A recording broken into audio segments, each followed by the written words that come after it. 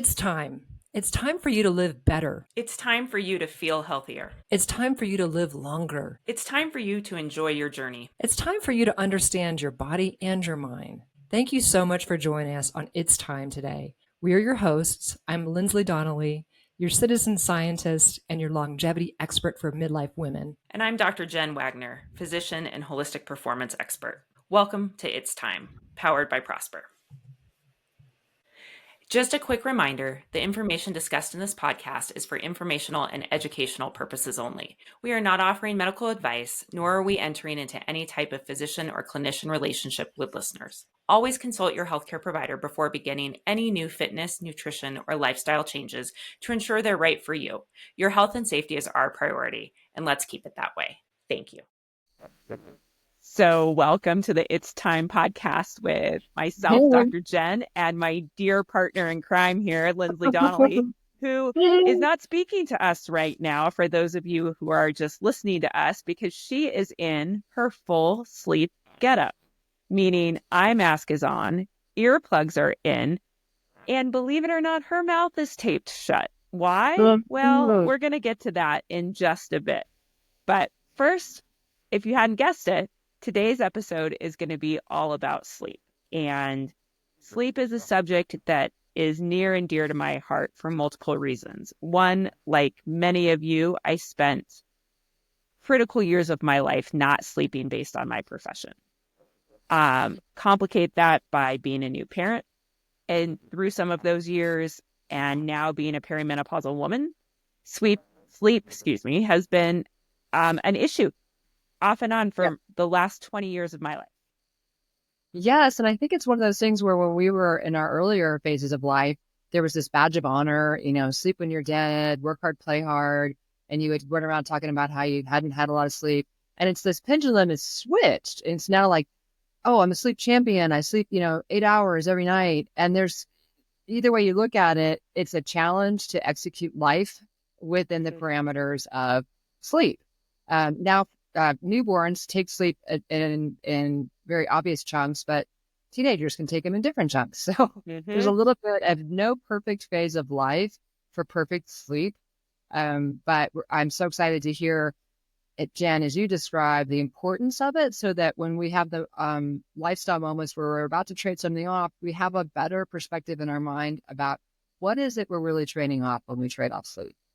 Absolutely. So let's start with the basics of why we sleep. And this, I think, is such a critical factor because we've conserved sleep over almost 4 million years. And if it wasn't absolutely necessary for our survival, why would that happen? Especially because we're not eating, we're not hunting, we're not reproducing. So why would we do that if it wasn't critical? Right. So I think to answer that question, we have to figure out what happens when we sleep. And I think, one of the big things is sleep's a really active process. Yeah, I think this has been a surprise for me when I've heard what's happening when we're sleeping, and I guess when you're watching other people sleep, you can better envision it because you see them moving through sleep. But tell us a little bit about like what actually is sleep? What are the phases and what's going on in each of those phases? Yeah. So first of all, when we sleep, our brain activity only goes down by about 25%. So it's a really active time period. And we've recently discovered what some of those activities are. So there's a new organ system that's called the glymphatic system. And what's fascinating about that is if we think about it, it's kind of basically like the washing machine for our brains. And it's only active when we're sleeping. And it needs about 7 to 8 hours to complete its cycle. So that's one critical reason why we say 7 to 8 hours is so necessary for a complete quality night of sleep. So what this glymphatic system does is basically, it's fascinating. The neurons in our head and some of our brain cells create what we call the blood-brain barrier. And that is a pretty much impermeable membrane where it keeps stuff out of our cerebral spinal fluid from our circulatory system and other parts of our body and keeps the spinal fluid very tightly regulated. What happens is these cells can actually change size, which allows some of these convective fluid waves to wash over our brains at night kind of cleaning and rinsing things out, because cognition is very metabolically taxing. And so it creates byproducts, just like our muscles do when they're working. So this great study was done. These poor college kids that signed up to be in this study, they went in, they got a spinal tap where they took some spinal fluid and analyzed it. They deprived them of sleep for one night. And then they did this spinal tap again. And what they actually saw were clinically significant increases in the amount of some of these byproducts and almost what we're going to call toxic proteins in their spinal fluid. And those are proteins that are linked to cognitive decline, links to Alzheimer's.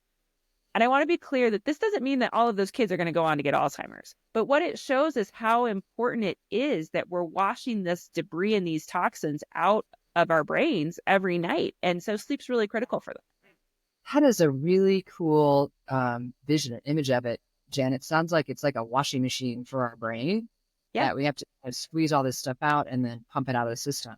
Yeah. And you hear the term autophagy a lot for self, washing your whole cellular system. Is this a brain specific autophagy paradigm that's happening, or is something different?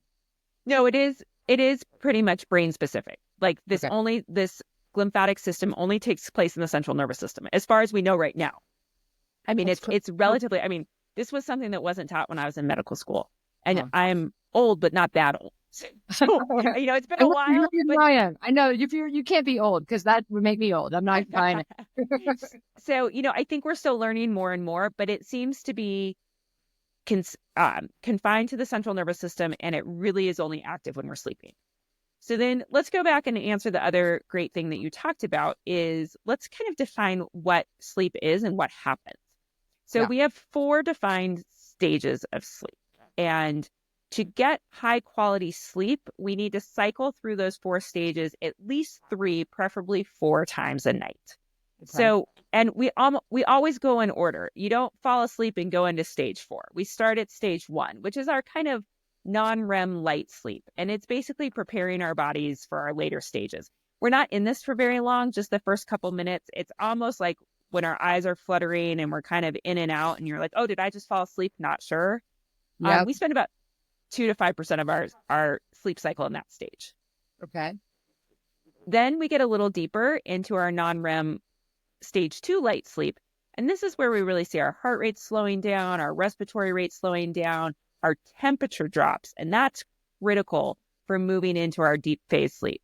We also see our muscle tone begin to decrease. And we spend quite a bit of time in this stage 2, anywhere from 10 to 60 minutes per sleep cycle. And anywhere from 45 to 55% of our entire night of sleep is spent in this stage. Okay. Then we keep going and we get into stage 3 sleep, which is our first part of our deep sleep. And this is our non-REM deep sleep. This is really our restorative sleep. This is where growth hormone increases. This is where our body does a lot of repair to the damage or the inflammation we've caused during the day.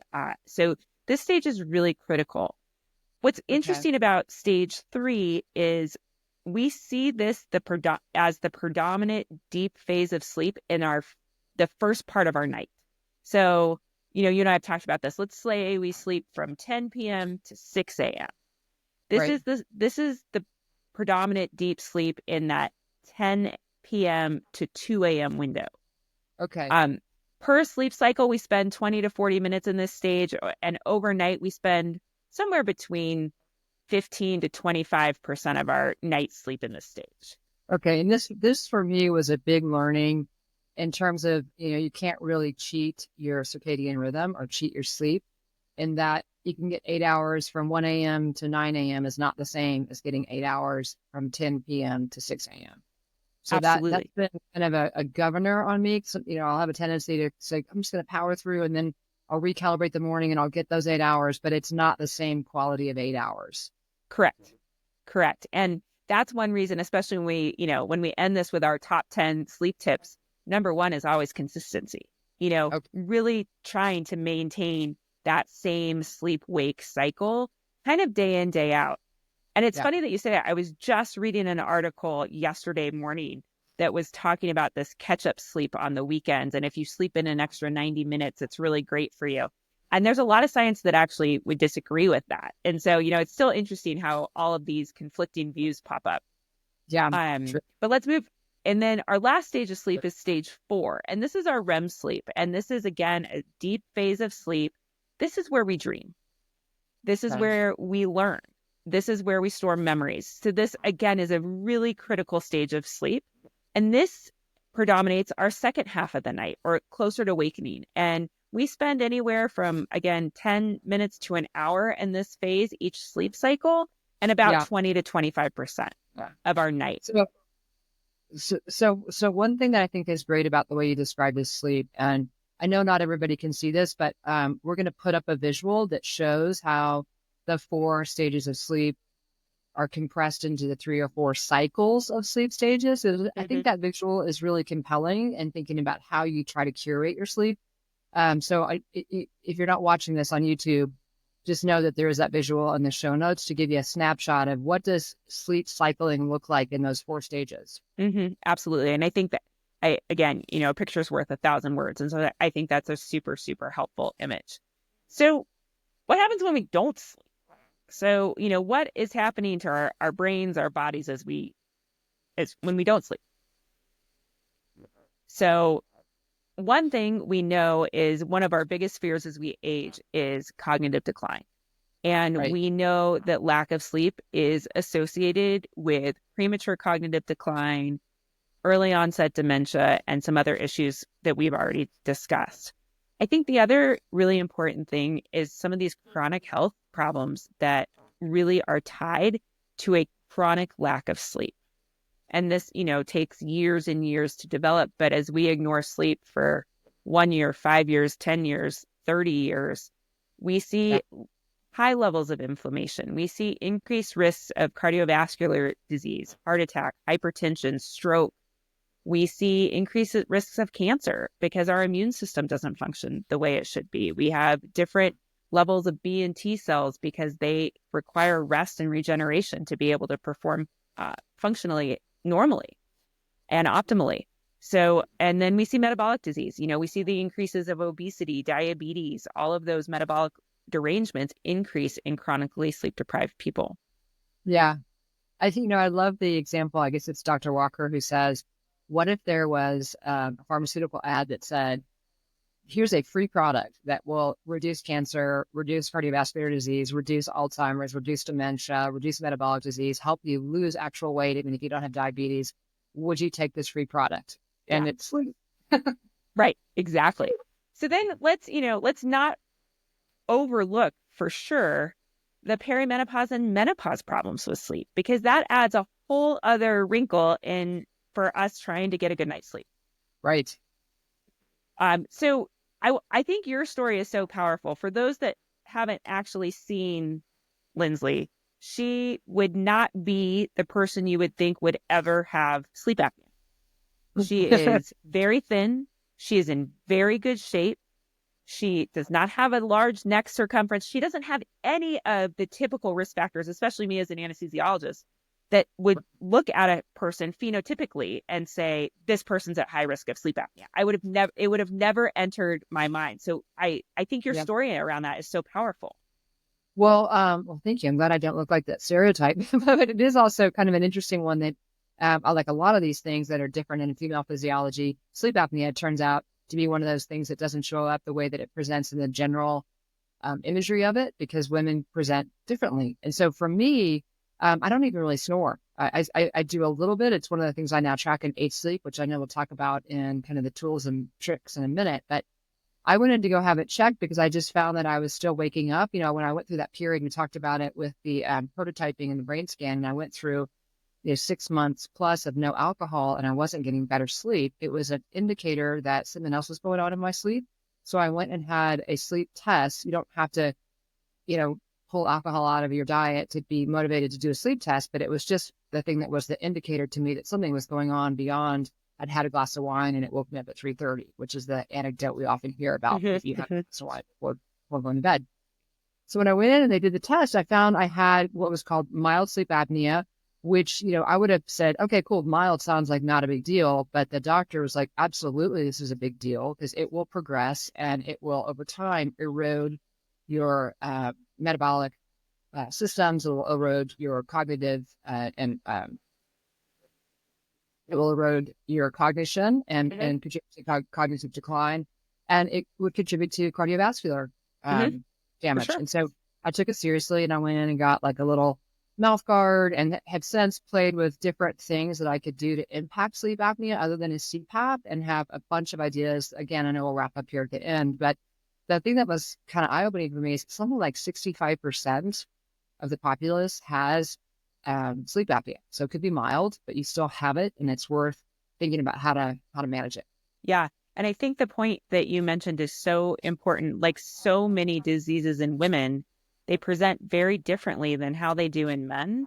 And often, just like heart attacks, with much more subtle symptoms, and symptoms that can often be confused with other diagnoses. And so if the medical providers aren't really trained to ask these questions, a lot of women who are suffering from sleep don't even know that this is a possibility, because they don't have a bed partner that is saying, gosh, you're really snoring. They don't have those like apneic events where it sounds like they stop breathing and then get snarfully and start taking this huge gasp. It's very subtle. And, that's the loss of estrogen and muscle tone leading to that pharyngeal collapse, but it's much more subtle in women. And so I think that's just, such a golden nugget of information to just be aware of, to advocate for yourself, to ask the questions of your healthcare provider if you're having trouble sleeping, to maybe be evaluated for this, especially if you don't have any other risk factors, because it won't be top of mind for your provider. Yes. And it's a free test. It's really easy. You just pick it up from your doctor or your hospital, and, do it overnight and take it back in and can get a readout. Yeah. So then, there's a few other conditions as we move through perimenopause and into menopause that can definitely wreak havoc with our sleep. Hot flashes, night sweats are atrocious, waking up, soaking wet, can really lead to problematic sleep. And not only because you're uncomfortable, but then you get up, you have to change your clothes, all of those things. Restless leg syndrome often gets worse through menopause, can be really disruptive to not only your own sleep, but if you share a bed with a bed partner, their sleep. And then, anxiety and depression that we know is higher during perimenopause and into early menopause. And that can really be problematic with sleep. And so as we're going to talk about when we get into our tips and tricks, a lot of different levers you can pull, whether they're lifestyle levers, whether they're supplements, whether there are behavior modifications, or even pharmaceuticals that can really help address a lot of these issues. Yeah. Jim, when you talked about restless leg syndrome, that just reminded me of two things. One is when I did all the DNA testing, we talked about LabVIEW and how we run different tests. And that was one that I did. I did multiple tests to see, where do they all kind of overlap on the Venn diagram. And one that came up a lot was that I had this like genetic tendency to restless leg syndrome, which was interesting. I didn't know that was like a genetic thing. Yeah. But then related to that, I also have leg cramps, which got much worse during postmenopause, not perimenopause, but during postmenopause. I'm not sure what the hormone driver of that is, but that's when I learned, and it'll be in our tips, that I learned about the importance or potential importance, if you can tolerate it, of magnesium. Yes. Because it was worse than hot flashes, because I would wake up with the weirdest cramps, like in my bicep. Who gets cramping in the bicep? What is that? Right. Really strange that was happening in postmenopause. It's really, really interesting. So with that, let's move to how sleep is governed. So there's a lot of attention about what we're going to talk about circadian rhythms. And so the circadian rhythm is basically one of the many rhythms of our bodies, especially if you have female physiology. We have hourly rhythms, we have half-day rhythms, we have daily rhythms, we obviously have monthly rhythms, we have yearly rhythms. But the circadian rhythm is kind of our 24-hour rhythm, and it is governed by light. And so that's why there is a big push to see early morning daylight, because our internal clock is actually a little bit longer than 24 hours. And so getting up and seeing early morning daylight, especially natural light, really helps our brains to reset those clocks and kind of align the timing closer to a 24-hour cycle. And the reason light is so important is where our circadian rhythm is generated from is in our suprachiasmatic nucleus, which sits right behind where our optic nerves converge together in our brains. So that's one reason our eyes and light are so important into regulating those rhythms. And then with that, we have learned at the flip side, at the end of the day, being around darkness is really important. And that is because we release melatonin. And melatonin is released by the pineal gland that sits right behind the suprachiasmatic nucleus. And melatonin is released in response to darkness. And so and we're going to talk more about melatonin in a minute. It's a fascinating hormone. And I want to say that it is a hormone. So yeah, I didn't realize that until you taught me that. I always just thought it was a supplement. Yeah. So like, melatonin is a naturally produced hormone in our body, and that has some other implications when we supplement it to super physiologic doses. But I think that this is really important because when we see that onset of darkness, that's what melatonin is signaling our bodies. It's not the same as adenosine, which is what builds up in our brains as the day goes on, that actually makes us sleepy. So melatonin doesn't actually make us sleepy. It tells our body it's getting dark outside. Okay, so it's a signal that, hey, it's the condition to sleep is here. Yeah. And then adenosine says, I'm sleepy. Yes. Okay. Exactly. So, and we can talk about that and just kind of going into those things, different things we do during the day to upregulate melatonin, downregulate adenosine, like all of these different ways we kind of artificially influence our sleep-wake cycle. But before we get to that, we've also heard we have morning types and we have evening types, and this is called your chronotype. Yep. And most of us know what we are. Like, we're night owls. We love to be up late. We like to sleep in. That's the way we work. Or we're morning types, and getting up early is no problem. But when it gets dark outside, we want to go to bed. Yeah. Yeah. Is there some of that too, though, Jen? I mean, realistically, you kind of train yourself different ways. I mean, I would have said I was a night owl until I had kids. And then I just couldn't, like, the luxury of being a night owl went away. You can definitely train yourself, or you just sort of... you can train yourself, and you can shift it, but it's actually genetically programmed. There's about 9 clock genes that are responsible for making up your chronotype. And so you can take, they're called an MEQ test. You can find them free online. And it's just a quick questionnaire that you can take that. Oh, it's great. We're going to have that in the show notes because I want to take it. That can tell you what chronotype you are. The majority are morning people. The minority are evening type, what we call evening type people. Those are our night owls. And then there is a subsegment of the population that's in between that doesn't really fit in either.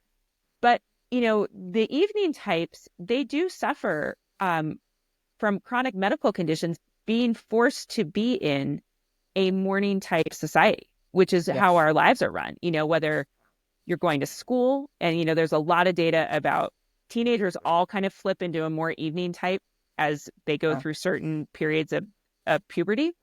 And, there's a lot of good data that it's not great for our middle school and high school kids to be at school at 7 a.m. Their brains aren't working yet. But this is true for adults who are true night owls, that if you have a team that every morning your biggest meeting of the day is at 8 a.m., it's really hard for you to function. Your cognition, your executive functioning is not firing away.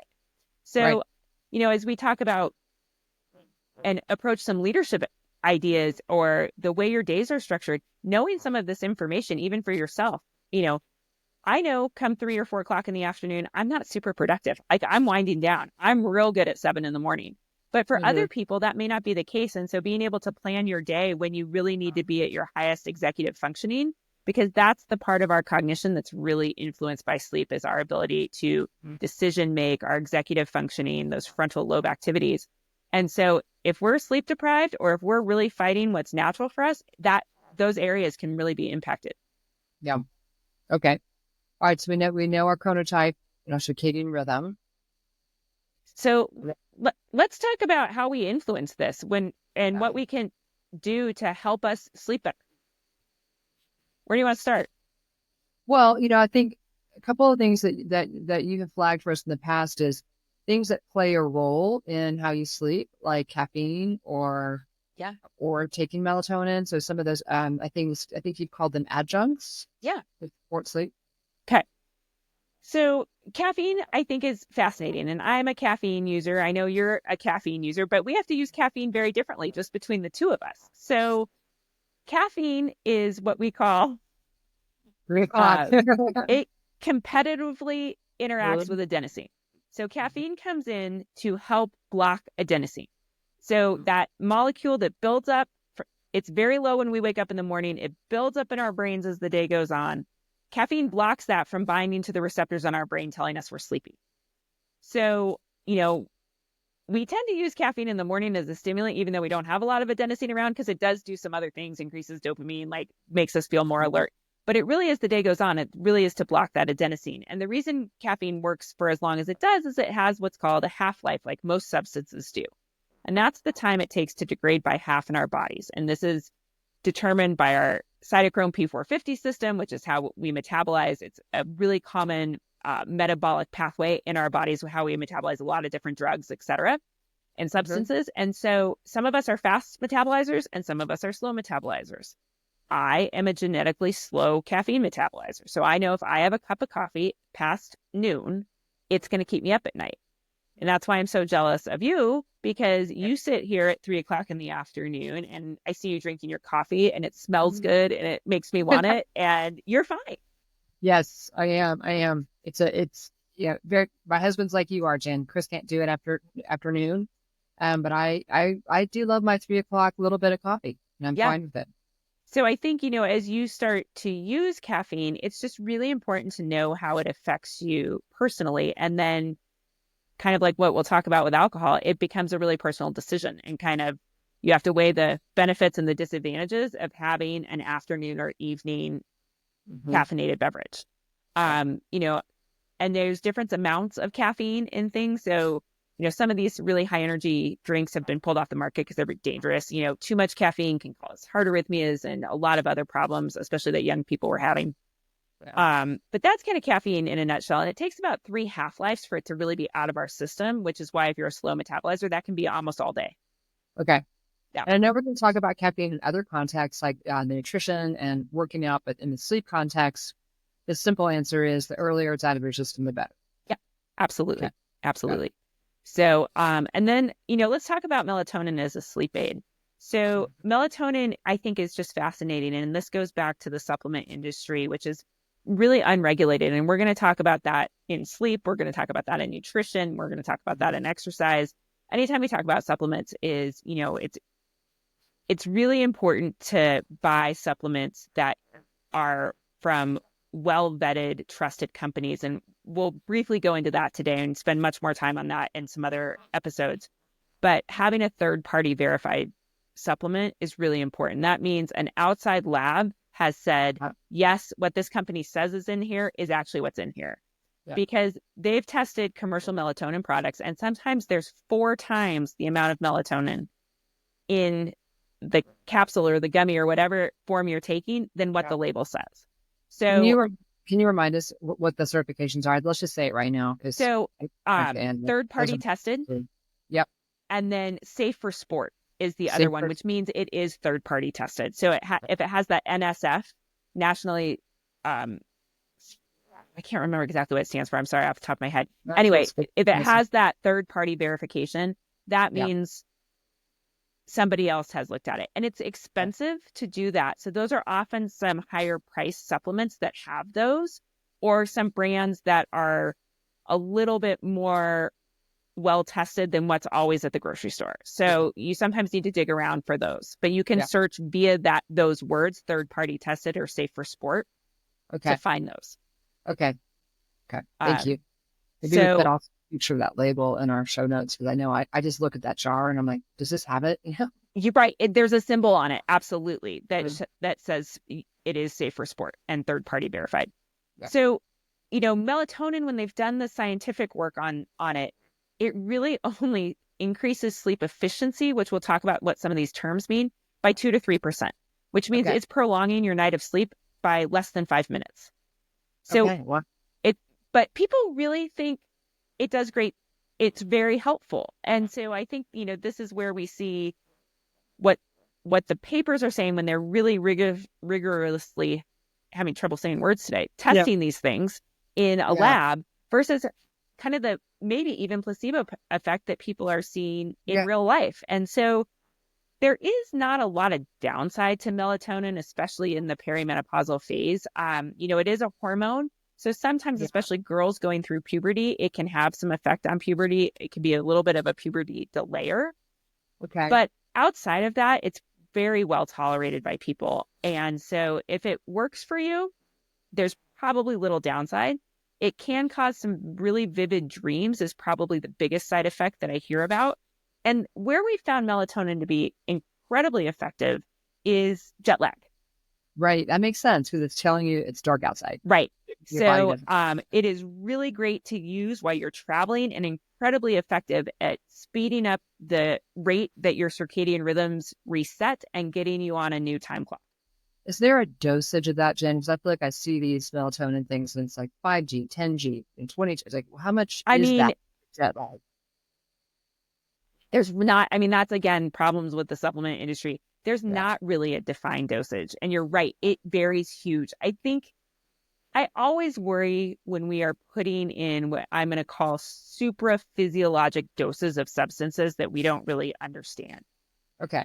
Probably at the end of the day, we just excrete all of the extra. Our bodies are only made to handle so much. And so we're probably really just getting rid of the extra.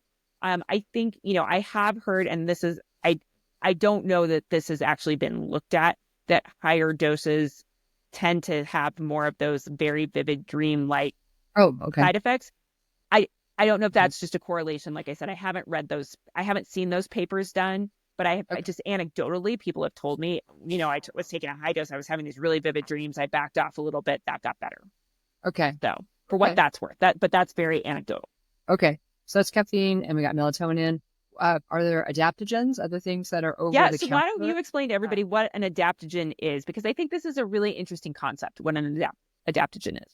Well, you think about adaptogens, the way that I always try to describe them is that they are like naturally occurring plant-based substances, which I guess fundamentally the root of all pharma is that to some degree, but it is things like mushrooms or like holy basil or ashwagandha, where these are, basically they're over the counter and they are in their pure plant form. So they haven't been combined and, accentuated with any kind of filtering process. It's basically the raw component of a plant-based form. And across menopause and perimenopause symptoms, there are a subset of them that are helpful in managing energy. So if you're feeling kind of sluggish and lethargic, and there's a subset that are helpful in managing calming, anxiety, or sleep. And so the ones that I think I've heard most commonly pointed out for helpful for sleep are ashwagandha and some of the lion's mane and mushroom products. Yeah. And, those can be taken in teas and powders. There's a lot of different ways you can take those. I haven't heard, and I don't know if you've come across it in anything that you've read or learned or tried, about the dreams with those. And I haven't come across that. I mean, I know magnesium's one that we talked about that helps with sleep. Had the dreams and that one where people get, kind of intense dreams. But I haven't experienced those myself, but sometimes people do. So I think the big thing when you're looking into adaptogens is make sure you understand which ones are more stimulating and which ones are more calming, and to use them. Some are similar to caffeine in their levels of stimulation, and some are very calming. And so you want to make sure that if you're using it for sleep, you're using the calming ones like ashwagandha, holy basil, lion's mane. Maca is a stimulant. We can link to in the show notes. There's the categorization of those two that we can link to. And then there's also a certification entity that I'm drawing a blank on right now, who does operate in the adaptogen space.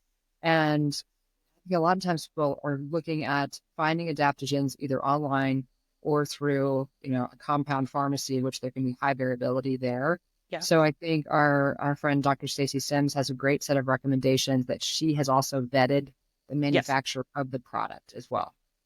So then a couple other things before we get out of this more supplement based category. L-theanine, which is one of the active components of green tea, is very relaxing, and you can take a straight L-theanine supplement without the green tea component. Okay, without the caffeine. Okay.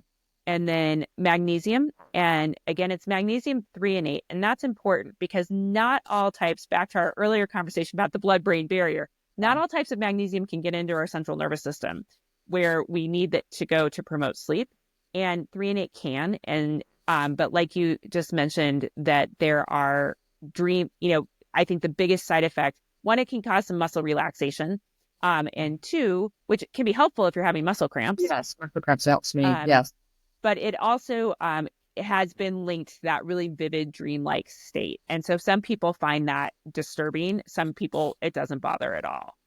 And then the last one is tart cherry juice.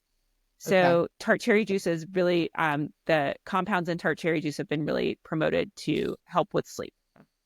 Jen, one thing that I was told, I just wanted to kind of check this with you on magnesium is, and this was from my doctor here in Park City, I was talking about dosage, and her recommendation was, as with so many things, it's not always a consistent dose for everyone, but her description was, you want to take enough magnesium that you almost feel like you are having soft stools, like there's that much magnesium in your system. So I don't know what that magnesium dosage equates to for everyone, but that was something I was trying to solve for. I was checking every day, like, yep, there. Oh, yep, I'm there yet. That's I'm out. And there's some really interesting ways to. I mean, most of us are magnesium deficient, and so or our magnesium levels run kind of in that low normal level anyway. So again, when we go back to our assessments, it's always great to know kind of your baseline and where you're living. But there's also some other ways you can get magnesium. And one is through your skin. And so actually taking, as we start to talk about lifestyle levers and taking a warm bath in the evening, which really does promote a good night of sleep, you can put magnesium chloride flakes in there. And now it's not the type of magnesium that crosses the blood-brain barrier, but it will help to raise your body's total magnesium levels just by soaking in the bathtub. Yeah. That when we talk about metrics, that is one of the levers that surprised me at how much of an impact it had on a positive impact on my HRV. Yeah. Was doing an Epsom salt bath with a little lavender in it. And so I think it does have magnesium in there as well. It does. It magnesium was citrate. Yeah. And it was really surprising. It bumped it like 6 points off my average on my HRV. Because when I'm playing with those levers, I always just play with one variable at a time. Yeah. It was a pretty big jump for sitting in a bath. I loved it. Absolutely. So let's transition. I think really quick before we leave supplements, I think we do need to give menopause hormone therapy its role in sleep. And again, there's a lot of opinions out there about menopause hormone therapy. I think you and I are of the same opinion that it's got a bad rap for millions and millions of women that have suffered through menopause because there was so much disinformation around hormone therapy. We don't need to be scared of it. We don't need to avoid it at all costs. We don't need to be so critically worried about how long we're on it. Starting it with when it's going to be the most impactful is important, which is when we're starting to have symptoms. And we're going to go really deep in this on other places. But as far as it's related to sleep, really helps with that temperature regulation, really helps with those hot flashes, can help a little bit with sleep apnea and restless leg. And it can help with that component of anxiety and depression that a lot of perimenopausal women are dealing with. And so if you're having those combinations of symptoms, especially at night affecting your sleep, menopause hormone therapy can be a really effective intervention to treat some of those symptoms and promote better sleep.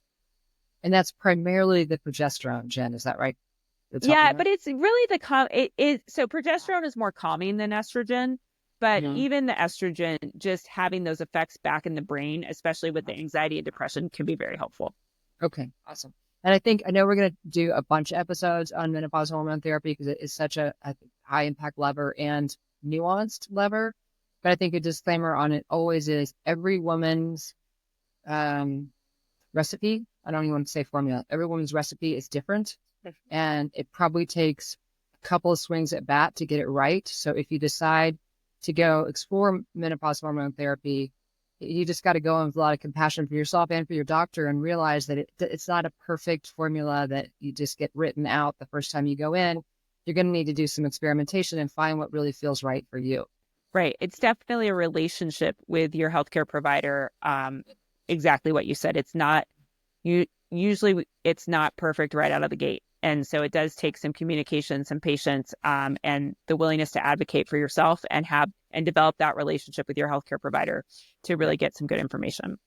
And then lastly, there are pharmaceuticals that can be very helpful with sleep that are non-habit forming. There is really good evidence of very low dose antidepressants helping through the perimenopausal time frame with just for sleep.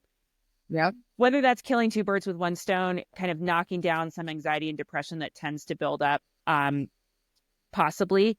But I also think that people tend to say, I'm not depressed, I don't need antidepressants.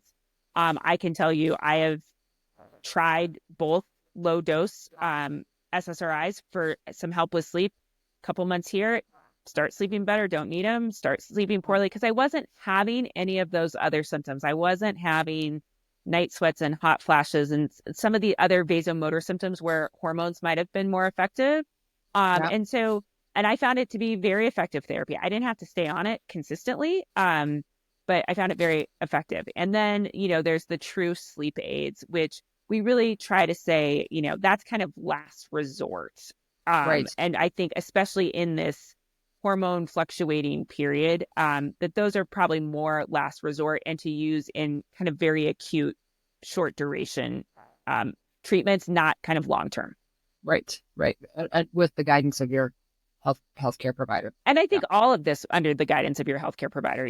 I would highly suggest, even before trying some of these supplements, to go in and create a plan with your healthcare provider about what you want to try, how you want to start doing these things, and to make sure that there's not interactions. I think another concern with the supplement industry, even some of the adaptogens, is there can be interactions with other pharmaceuticals that you're taking for other reasons, blood pressure medications, blood thinners, things like that. So always just make sure you check with your healthcare provider before you start taking something new. That's awesome. Well, we talk a lot about lifestyle levers, and I know we're going to talk about our favorites, our top 10 things.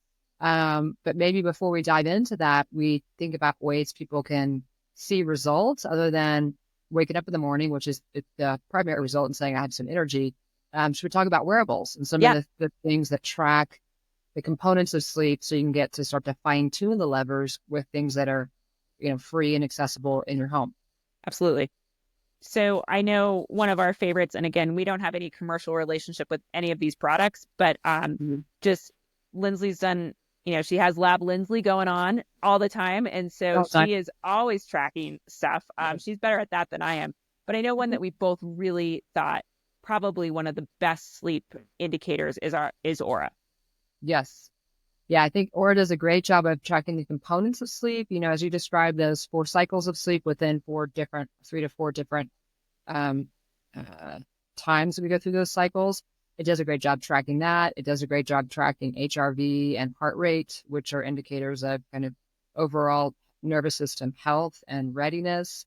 The other thing that both Aura and then I also use 8 Sleep, which is that mattress pad that kind of changes the temperature on the side of the bed if you're partner sleeping, which is, I guess, a whole nother topic is partner sleeping we'll get into. But that also does track HRV and the stages of sleep and the thing that I was calling out earlier, the snoring. So Aura will track if you've had trouble breathing through the night. So when I had that light sleep apnea, I would wear an oximeter and it would tell me how frequently my oxygen intake was dropping below 75%, which is really low. And I was doing things like a mouth guard or like taping my mouth to try to get that lever to change. So I would have an oximeter, an Aura, and 8 Sleep going all at the same time. And what the net of that is that Aura can tell you 90% of that. And the nuance that 8 Sleep gives me is the snoring, the percentage of the night that I'm snoring. Yeah. Or which is a little different than the percentage of the night where I had oxygen fall below 90%. Yeah. And I think, a couple things when you're using sleep trackers, I think it's important to understand what some of these terms are. So sleep latency is one metric that'll be reported, and that's how long it takes you to fall asleep. So that is, we hope it's between 10 and 20 minutes is kind of ideal. And, part of one of these lifestyle levers, if it's been 20 or 30 minutes and you're actively trying to sleep and you're not asleep, probably getting out of bed is a good idea at that point and going and sitting somewhere in low light, doing something very calming. So your brain does not get habituated into being in bed, not sleeping. Yeah. Sleep efficiency is another thing. And that's probably one of the primary metrics it's looking at, which is how much time that you're actually in bed are you sleeping? Yeah. So, if you are laying in bed for 10 hours, but you're only sleeping 2 hours, obviously that's not very good. So our goal is like 85% or better sleep efficiency. And then we have sleep fragmentation, and that's when we wake up in the middle of those sleep cycles. And the reason that doesn't necessarily super degrade the quantity of sleep, but definitely degrades the quality of our sleep because it prevents us from spending a lot of time in those deep, reparative, regenerative, deep sleep zones. Yes. So, and then overall sleep debt, which is kind of our chronic sleep debt day in and day out. Then the other metrics you mentioned, HRV, which is our heart rate variability, kind of the balance between our sympathetic and parasympathetic nervous system. And that metric's calculated kind of on a beat to beat variability. So everybody thinks our hearts beat like completely like a metronome, and there's not. There's interbeat variability. So we have a beat, one might be a couple milliseconds longer before the next beat, and then a little bit shorter. And that's actually healthy, like to have that variability. And so the higher that number is, the more parasympathetic tone you have, and the better recovery. It's an indicator of recovery. Yeah. This is kind of an aside, but I found that on the sleep metrics, on the sleep latency metric, if I'm watching a movie with my family, it counts me as sleeping, or like sitting there. So I get dinged on it. So I have to go back and look at it and be like, no, that didn't count as when I was trying to fall asleep. I was watching a movie, but I'm so still. I know. I actually, mine sometimes, if I'm just laying on the couch, even if I'm like talking and kind of wiggling, it thinks I'm sleeping too. So also, you can wear a Whoop, there's Garmin, there's Apple. I think, one of the biggest things that we talk about when we talk about these biometric wearables is one, being consistent.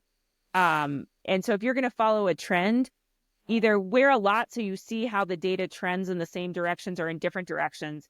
But it's really, you can't really compare your Apple, like wear Apple Watch for 2 nights and then your Aura for 2 nights and compare those numbers side by side, because the algorithms are different and those are proprietary. And what they're measuring, and even the group of norms that they built those algorithms on, the people are different. And so it may not completely reflect a person that's like you. And so, using these things as trends and then knowing how they relate to each other is really important. Yeah. Yeah. Okay. So that's a ton of great context for like, hey, here's why we sleep. Here's the kind of sleep that kind of activity we're doing when we're sleeping. Here's what we need to get out of sleep. And then here are some things we can bring to bear to help if we're having kind of challenges with it. Because like all this stuff, we don't want it to be like another should or another stressor for you. You have to check a box and freak out if you're not getting 7 to 9 hours. It's just more that if you have a moment to decide and you can kind of just wrap up whatever you're doing and get yourself that extra hour of sleep, it's worth it. There's science that says it's worth it. And so this top 10 list we go through is a set of ideas that are hopefully making it easier and more accessible for you to get to that 7 to 9 hours and build a consistent sleep rhythm. Absolutely. And I think, with that, not to panic when you have a bad night of sleep or a bad week of sleep. These are, like we talk about on the positive side, 1% compounded changes over time can lead to great benefit. Yeah. That's also on the negative side. Like 1 week of sleep, of bad sleep does not mean that you're going to have horrible cognitive outcome 20 years from now. So just to give a little grace and understanding and not be so, because that just adds to the anxiety about sleep. Right. And so it just creates that vicious cycle. So I think number one, and we've mentioned this, is consistency, is really trying to keep within a realistic amount of time, a consistent bedtime and a consistent wake time. Yep. Number two, you want to do two? Number two, well, we're looking at it, is keeping it dark, quiet, and cool. And so cool can be air conditioner, cool can be fan, cool can be an 8 sleep, or something else that kind of helps you regulate the temperature in your bed relative to your partner. But the idea of being 68 degrees or lower is an important component of good quality sleep as well as duration. I have found that this eye mask is the most critical success factor for me sleeping. So I have like 4 of them and take them everywhere. And you can get them on Amazon, because even the slightest bit of like beeping light from an electronic that you have around the house, or somebody opens a door or goes to the bathroom in the middle of the night and the light goes on, it takes you out of that sleep cycle. So that's number 2 to me. Yep. And I think, quiet. And so whether that's earplugs, whether that's white noise that drowns out kind of erratic ambient noise. Some people who live in more urban areas really like traffic. That's helpful. So quiet doesn't necessarily mean silent, but whatever is really soothing to you. Back to the cooling, we physiologically have to cool down to fall asleep. That's a known physiologic fact. And so a couple of things that can help accelerate that at night. One, we talked about a hot bath. One, they're relaxing. 2, you can put some Epsom salts in them or some magnesium flakes in there to help raise your magnesium a little bit. Have some lavender in there, which we know promotes sleep from kind of a smell olfactory position. And then it also, whether it is a warm shower or warm bath or like your sauna is in your room, being in something warm and getting the blood to our surface, kind of away from our core into the surface, then when we get in that cool bed environment, we actually cool down faster because we have more blood at our surface exposed to that cool ambient temperature. We cool down faster, fall asleep faster. Awesome. I think one of the other ones that's been sort of, number one driver of my metrics with sleep is stopping eating before bedtime. So I think the recommendation is 2 hours. I have found for when my digestion works, to stop even 4 hours before I'm going to bed really results in a better quality night's sleep. Yeah. And I think the quality piece is key to that. Digestion is very metabolically active. So it takes energy away from the repair mechanisms and the regeneration that occurs during sleep to digest food. And so the quality is really impacted by having a late meal. And I think what goes along with that, which is a little confusing, there's been great science that shows you should not do strenuous exercise close to bed. And then there's been other really well done science that has said it doesn't really matter.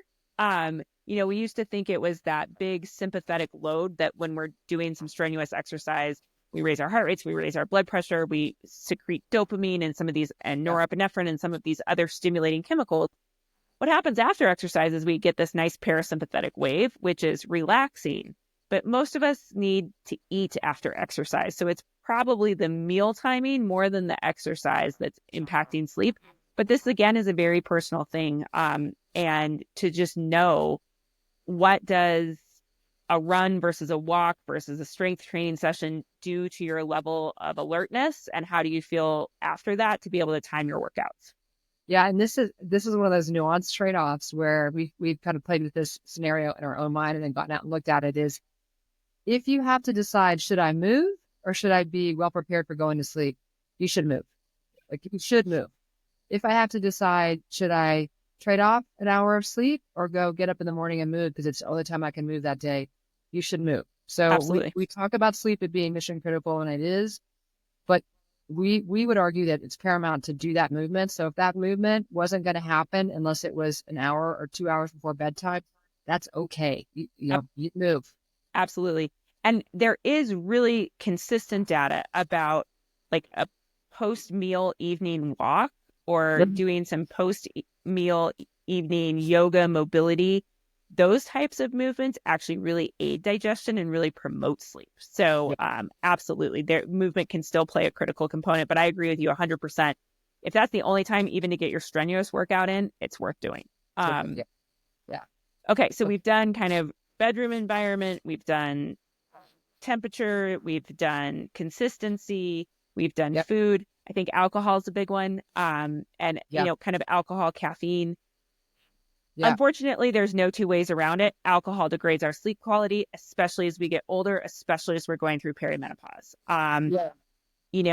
This happens for men as well in this kind of in the 40s and again in the 60s. A lot of it is related to metabolism. For women, I can almost pinpoint the day. At like 45 and a half, where all of a sudden I was like, I am not sleeping. And it seems to be this red wine that is causing this problem. Yes. And I think the hard thing to kind of make peace with, or maybe it's not hard, maybe it's easier because it's simple, is it's one glass of wine or it's a bottle. in terms of, does it change your sleep metrics? It's the same. There's a lot of reasons why a bottle of wine is worse than a glass of wine. I'm not saying the equivalent across the board, but it's not just, it's like it's a binary switch. You can't, have like, I'm going to drink 2 ounces. It's something about the alcohol, and boom, your HRV metrics change and your sleep cycles change. And you just decided, and it's an okay decision. You just have to recognize that you're deciding, I'm trading off my quality of sleep tonight because I've got this other thing I'm doing. Absolutely. And again, it comes back to timing. And so if you are having your alcohol with a meal and you're eating earlier because to avoid some of that, it's not as impacted versus having, a nightcap or a glass of wine right before you go to bed. And I think that's confusing to a lot of people because alcohol is a sedative. So many people feel like they can't fall asleep without it. Yeah. But it's that later deep sleep that is really degraded from a quality standpoint. Yeah. It's that 3:30 awakening when the sugar's metabolized, et cetera. Yep.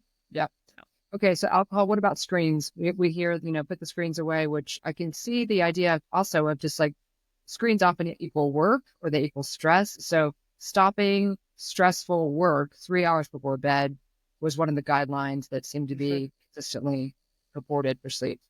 So I think we can combine a lot of these into having what we would call a wind down routine. And, this is so critical when you have kids, right? Like bedtime is protected sacred time, and they take a bath and you read a story and the lights are low and there's this whole progression to help them relax to prepare for a good night of sleep.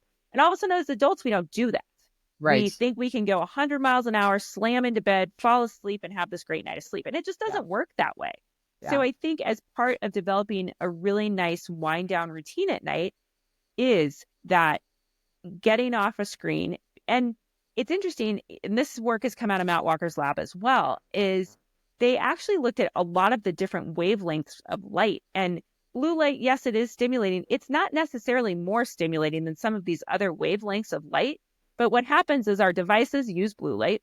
Our devices have all of these notifications, and there's great science now that even before our phone turns on, just being in our hand gives us a dopamine hit.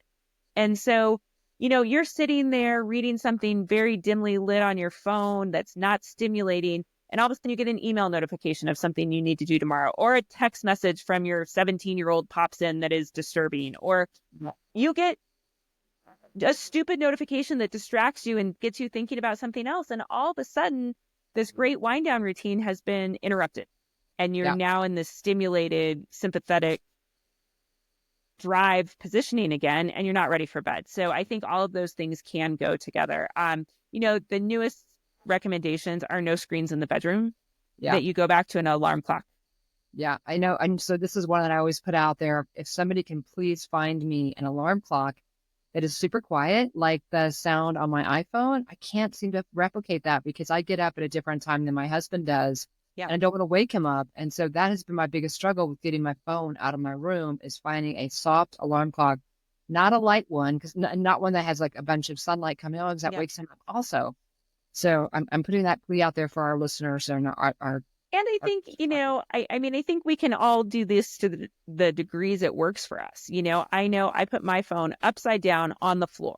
So I don't see it when it goes off. It's on silent, but I do have my quiet alarm clock that I can quickly get to, et cetera. So, on my phone. So I think there's a lot of different ways you can do it if you're not a purist in the sense that it has to be out of your room. Yeah. One thing when we talk about phones, I don't want to leave the point, because I thought this was so eye-opening that you shared, Jen, about the effect of having your phone in your room. It's not just going to bed, but also in the morning. Can you talk so I think this is kind of one of our last tips, is the fact that what you do first thing in the morning really does have an impact on your last couple hours of sleep. And so, if we remember when we talked about stages, that's when we're really getting our concentrated REM sleep. So when we roll over in the morning and the first thing we do is pick up our phone and check our email or look at our calendar or pull up our computer, our brain, again, our brains learn. We're intelligent creatures, and it learns that, first thing, I'm going to wake up and get this big dopamine hit and this big shock. And so I need to start preparing for that. So it actually really does degrade the last couple hours, the quality of your sleep and the percentage of time you spend in deep sleep if you do that consistently. So, I mean, even delaying it 20 or 30 minutes will help preserve that last bit. The experts will say an hour, but I mean, even if you can get up, use the restroom, brush your teeth, maybe go start the coffee, do a few things before you pick up that phone and check the day, are really helpful. And I think another tip that, again, this is easy to do, and I know anecdotally, I have found it incredibly helpful, especially through high stress periods, is making a to-do list the night before. Yeah. I mean, I got to the point I had a Post-it and a pencil next to my bed, because there are those things that wake you up at 3 a.m, or when you wake up at 3 a.m, they seem overwhelmingly important and you don't want to forget it, or you're worried about it, etc. Yeah. So I would try to make a list of things, if it's Monday night, what are the really big things I have on Tuesday? Do I have an appointment? Do I have a big meeting? Do I have a deadline that I need to make sure I'm not missing? And I would write all of those things down. And then it sometimes didn't keep me from waking up at 2 or 3 a.m, but I'd roll over. I'm like, oh, it's on the list. Like, I knew I didn't need to worry about it. Yeah, I can let it go. Yeah. I've given that advice to a few people, and they're like, it's probably some of the best advice I've ever gotten. Mm-hmm. So the other tactic that can help when you do that midnight sleeping or wake ups is the breath work. So that, inhale 4, exhale 6. That will oftentimes calm you down, and you go through 8 cycles of that and you'll be back to sleep. Yep. Okay. And if you try these things and they're not working, I think another tip, again, it kind of goes back to the latency. If you're in bed for over 20 minutes and not sleeping, kind of getting up so your body doesn't equate bed with insomnia, getting up, going to sit in a chair, getting a glass of water, doing something very non-stimulating, and then coming back to bed when you're ready. Kind of the same thing in the middle of the night. If you've woken up and 20, 30 minutes later, some of these techniques aren't working, actually getting out of bed so you don't start to relate being awake and insomnia with, not clinical insomnia, but, low level lack of sleeping, with being in bed. Yeah. Here's some other tips that we've come across and I've tried, and then, I've seen a little bit of uplift in sleep metrics. Humidifiers. So if you've got access to a humidifier, aromatherapy, it's another one. And then our friend Dave at Aegis came across this, and I tried it and thought it was really helpful. And when you think about aromatherapy, is right before you go to bed, is to actually try to be cognizant of coming across 10 to 15 different scents. And it's like a cognitive workout that you can then relax from, a little bit of brain exercise. So that's a fun one to do. These are all absolutely. And I think, and I think, in kind of wrapping things up, I also think like a quick minute of gratitude, a quick minute of reflection, whether that's journaling or even just internal reflection on what am I really grateful for today, really helps us put us in the right mindset to relax. It can be really helpful as well. Yeah, I think it's BJ Fogg he has a great book called Tiny Habits. And one of his anchor habits is when you open your eyes in the morning, before you even open your eyes in the morning, you say to yourself, this is going to be a great day. And then the last thing you do before you let yourself drift off to sleep is say, these are the wins or the 3 great things that happened today. So related to your gratitude, to just pick 3 things to put in your head and then go off to sleep. Absolutely. Well, with all of that wonderful information, we wish you all a great night's sleep. Yes. And we'll see you next time. Sleep tight. Thank you so much for spending your time with us here today. If you liked what you heard and you got some tips on how to live better right now and for the long haul, please help us reach more midlife women. Please share and rate and like this show. And we can't wait to continue the dialogue with you on our next episode. Until then, thank you. It's time.